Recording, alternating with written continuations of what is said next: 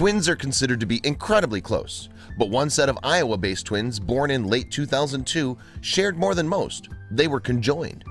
Along with the complications that being literally connected with a sibling can bring, these twins and their triplet sister were abandoned by their mom. Yet remarkably, thanks to the love of an adoptive family, they've grown up to be physically and mentally healthy and happy. Every potential parent has worries and concerns during a pregnancy.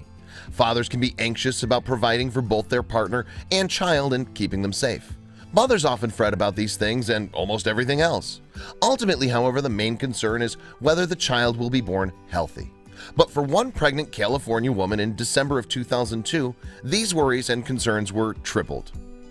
And going through the physical act of childbirth of any kind is highly stressful. But in this expectant woman's case, not only was the mother about to give birth to conjoined twins, but a third healthy triplet was also on the way. And 3 was perhaps a crowd as far as this poor woman was concerned. Although it's not certain, maybe the stress was all too much. Whatever the case, heartbreakingly, the triplets were given up shortly after their birth. Nonetheless, the fact that they were delivered successfully at all was against the odds. The death rates for triplets in the womb is 10 times that of a single baby. Furthermore, the survival rate for conjoined twins ranges from a mere 5% to just 1/4 of all births. However, conjoined twins are extremely rare, and the condition is only found in roughly 1 in 200,000 births. That said, the woman going into labor in a California delivery room that December clearly had a lot on her mind. So, conjoined twins Macy and Mackenzie and their sister Madeline did not have the ideal start to life when they emerged weighing a scant 2 pounds 2 ounces each. Their unfortunate mother had a history of drug addiction and was unable to look after them. Thankfully, however, foster parents Darla and Jeff Garrison were waiting in the wings. And the now 47-year-old homemaker Darla and her 57-year-old construction worker husband Jeff were a safe pair of hands. Not only did the California couple have 3 boys of their own, the Garrisons had previously fostered 10 other kids. Speaking to UK women's magazine Closer in 2011, Darla explained, "We had no idea what to expect. They just needed someone to love them. We had Madeline when she was 4 days old, and Macy and Mackenzie came to us at 4 weeks old." Once the 3 girls had been fostered out, it was time for the medical authorities to think about the next steps. It was only weeks after the birth that doctors decided to begin making the necessary preparations for little Macy and Mackenzie to be surgically separated. The twins were joined at the hip and shared a non-functioning leg, some intestines, and a colostomy bag. Sadly, they also had something else in common: a great deal of pain. With this in mind, life must have been hard for their foster parents, who also had Madeline and 3 young boys to cope with. To add to Darla and Jeff's worries, there was more discomfort in store for the infant Macy and Mackenzie. The surgery to separate the twins necessitated the use of tissue expanders placed into the front and back of their torsos. So despite the obvious trepidation, it must have come as a relief to all concerned when the date of the procedure rolled around in September 2003. A 24-hour operation at Children's Hospital Los Angeles saw pediatric surgeon James Stein and his team painstakingly separate the 9-month-old conjoined twins. Not only that, but the surgeons used Macy and Mackenzie's shared leg to build upon their reproductive organs. The plan was to give the girls the opportunity of having kids of their own one day. Amazingly, considering the risks involved, the operation was a success. The fact that they now only had 1 leg each notwithstanding, Macy and Mackenzie had pulled through. The Garrisons must have loved being able to exhale. As Darla told Closer, the operation was so long and they were so tiny there was a danger they'd die on the operating table. Happily, Mackenzie was allowed to go home to her foster family after just 6 weeks of recovery. A month later, Macy was allowed to do the same, in plenty of time for Christmas. But there was another development in the new year. When the triplets reached the age of 18 months in 2004, the Garrisons decided to take their love for them one step further and began adoption proceedings.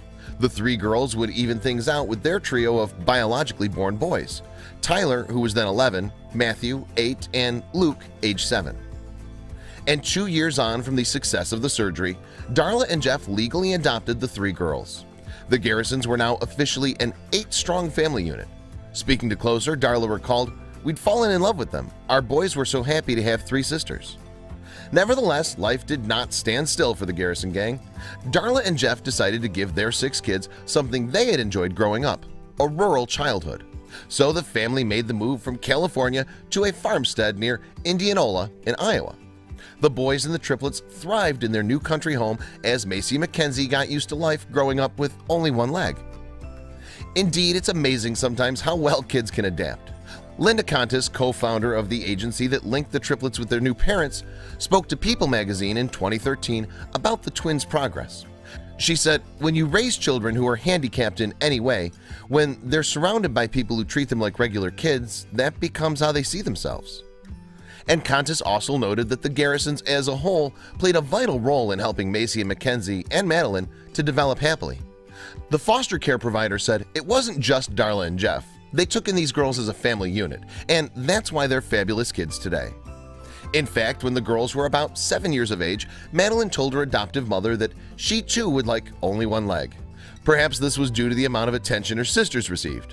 Nonetheless, Madeline has since discovered a love of horse riding and has been described by Darla as a wonderful teacher, helping Macy and Mackenzie to ride. And the twins were also being taught other things. Fitted with prosthetics, the girls went to physiotherapy classes to prepare for their use. As far as wider education went, the triplets all attended the same local school. They ignored any initial rude remarks from other kids and instead focused on their passions, games, and art. In addition, Darla was also tempted back to school. Partly due to her experiences with the twins, she decided to enroll on a physical therapy degree course. As Macy and Mackenzie grew, they received more and more physiotherapy to assist them in walking with their prosthetic legs. Despite having to use crutches, they both adapted to the task quite easily. However, at the age of 10, they were having to change prosthesis 3 times a year due to the rate of their growth. That was when People caught up with the Garrison girls' story. Darla told the magazine, "We're not to the point yet where they can just go out and about with their prosthetic legs. It's a balance issue. You have to train and train, and that's what we're doing with them at school." But if there was one thing the twins did not lack, it was the ability to adapt. Indeed, they've happily made the most of things ever since their difficult beginnings. It's amazing considering everything life has thrown at them and their triplet that they've all grown up happy. Macy and Mackenzie and Madeline are now 16, and their social media pages are awash with smiling selfies. Check out these other videos from Let Me Know. If you haven't made the move to subscribe to our channel, all you need to do is click on that red subscribe button. Thank you for watching.